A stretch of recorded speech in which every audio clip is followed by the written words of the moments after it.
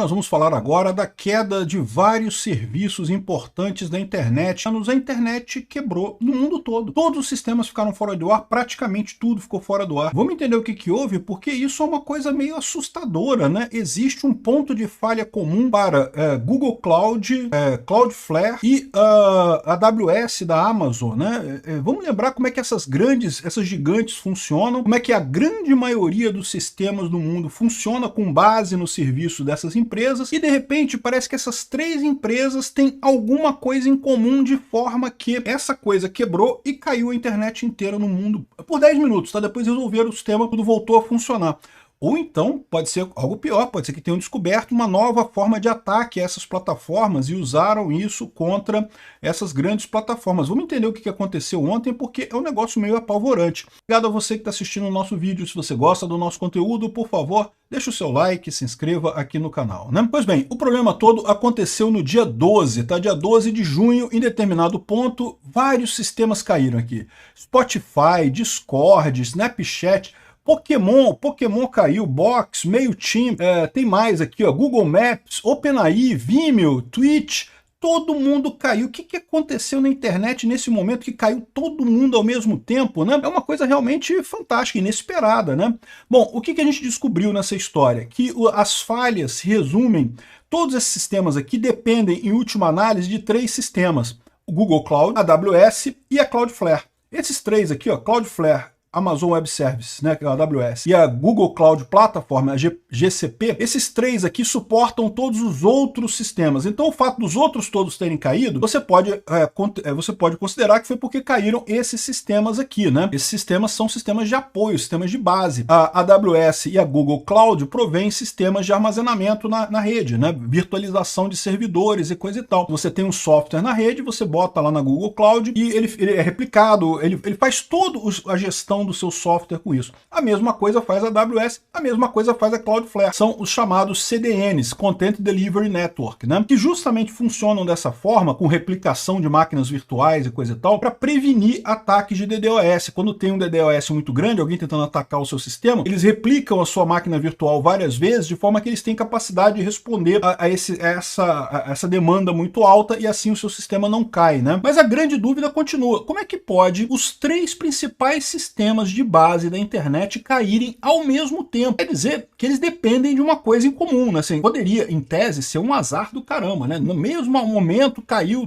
deu erro em três lugares diferentes. Concorda comigo? Que isso é impossível, né? Ou seja, alguma coisa aconteceu. Podem ser duas coisas. Pode ser esses três componentes, essas três grandes plataformas dependem de um mesmo componente que falhou e aí os três caíram.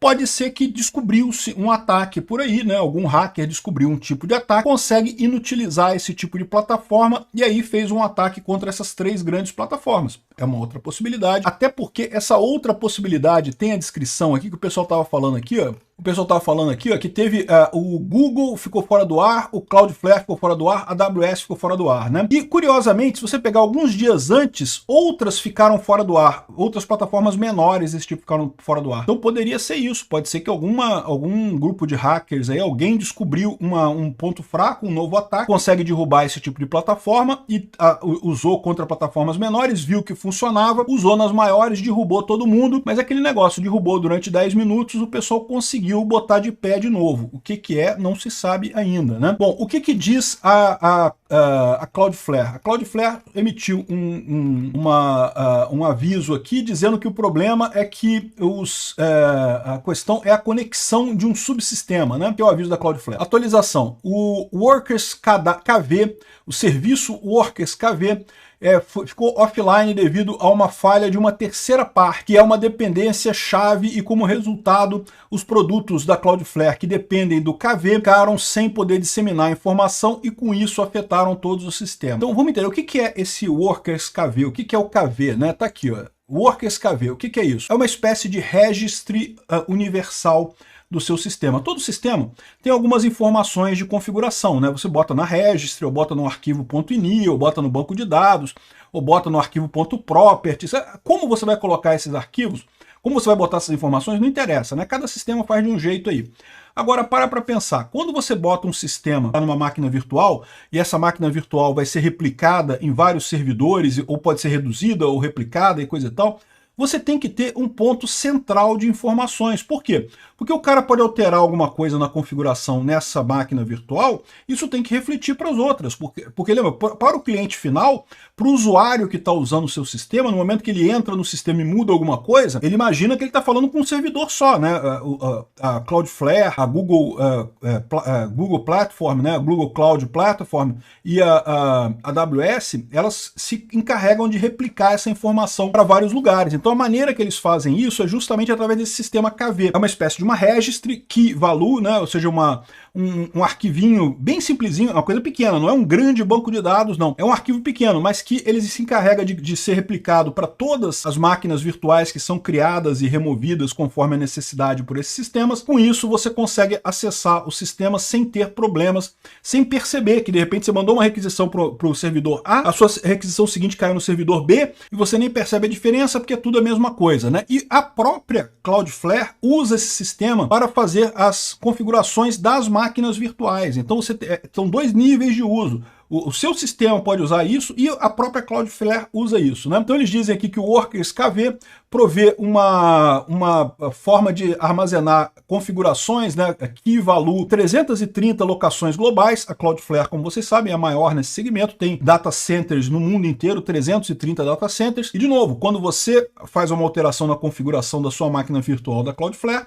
isso tem que ser replicado para todos os 330 locais, porque não se sabe quando que o seu sistema vai ser chamado, quando que vão ter que criar uma máquina virtual do seu sistema lá.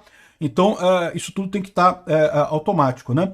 Então, isso tem uma capacidade de automação, de escalonamento, de crescer conforme a necessidade e prover dezenas de milhões de usuários para garantir isso daí, né? É consistente por desenho. O que quer dizer eventually consistent by design? Quer dizer que ele é projetado para ser eventualmente consistente, ou seja, pode haver uma situação em que a configuração em um data center esteja diferente das dos outros data centers, mas eventualmente, né, em algum momento no futuro vai estar tudo igual, porque ele faz a replicação, replica essa informação para todos os locais. Então, ele tem cache globalmente e é ideal para referenciar dados e ativos que não mudam com muita frequência, configurações básicas da sua máquina, né?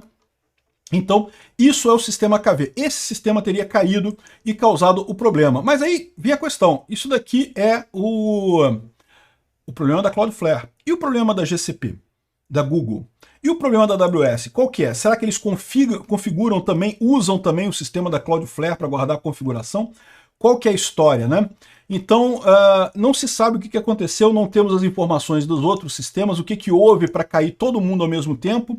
Porque, de novo, esses outros sistemas aqui, o Box, MailChimp, Pokémon, Snapchat, esses aqui caíram porque caiu a Cloudflare, caiu a AWS e caiu a Google Cloud. Mas, em tese, essas três aqui deveriam ser independentes uma da outra. E caíram as três ao mesmo tempo. Tem alguma coisa estranha aí. As três estão usando o mesmo sistema. Agora, uma coisa importante que a Cloudflare fala aqui também, tá? Ela disse aqui, ó, que esse sistema ficou offline devido à falta de um serviço de terceiros que é uma dependência chave.